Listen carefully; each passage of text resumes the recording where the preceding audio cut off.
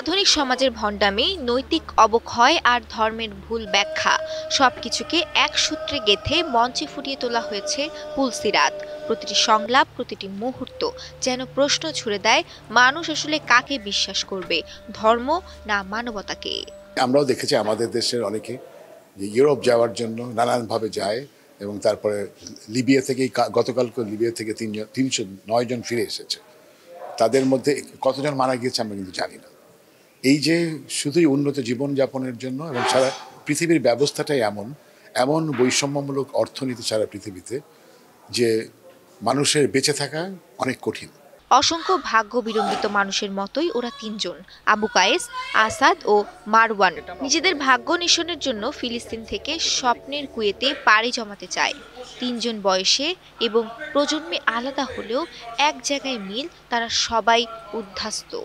উপন্যাসে ঠিক যেভাবে ছিল পুরো গল্প বলাটা, ন্যারেটিভটা আমরা নাটকের এবং বিশেষত একদম মঞ্চ নাটকের জন্য উপযোগী করে এই নাট্যরূপটা তৈরি করেছি, যেটার ভিতরে আমরা তিনটা চরিত্র, তাদের জার্নি আলাদা আলাদা করে, তাদের বিগত জীবন, তারপরে তাদের পুরো যাত্রাটাই সব কিছু আমরা যেভাবে দেখেছি, যেটা একদম মঞ্চের উপযোগী করে তৈরি করা যায়। মূলত এই চিন্তাটাই আমার ছিল নাট্য রূপ দেওয়ার সময়।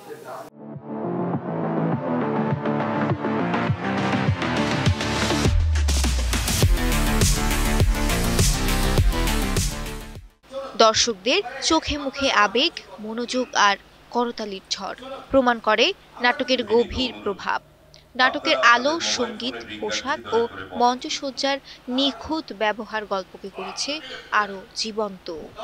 মানব পাচারের যে ঘটনাগুলো বা মধ্যপ্রাচ্যের যে সংকট বা প্যালেস্টাইনের যে সংকট, উন্নত জীবনের আশায় আরেক জায়গায় পাড়ি দেয়া, যে জীবনের হাতছানি, সেইখানে পৌঁছানোর সময়টাতে তাকে যে ধরনের সময়ের মধ্যে দিয়ে যেতে হয়, তাকে লাশ হয়ে ফিরতে হয়, এই যে ভয়াবহ অভিজ্ঞতা, এই অভিজ্ঞতা আসলে এটা শেষ করার পর স্বাভাবিক থাকা যায় না। আসলে এই যে মানুষগুলো মানব পাচার জন্য একটা উন্নত জীবনের আশায় একটা পাড়ি দিচ্ছে, কিন্তু পিছনে অনেকগুলো গল্প রয়ে যায়, তাদের পরিবার, তাদের অনেক স্বপ্ন, ওই পরিবারের স্বপ্নগুলো যেভাবে নিঃশেষ হয়ে যায় ওই মানুষগুলোর মৃত্যুর মাধ্যমে, ওই জিনিসটা আসলে আমাকে খুবই পীড়া দিয়েছে। আমাদের দেশ থেকে লোকজন পাচার হয়ে অন্যখানে যাচ্ছে, লোভের কারণেই এই দেখা যাচ্ছে অশিক্ষিত সমাজের লোকজনকে এক জায়গা থেকে আরেক দেশে নিয়ে যাচ্ছে টাকা পয়সা কথা বলে। ওটাই ছিল মনে হয় এই নাটকের মেসেজটা।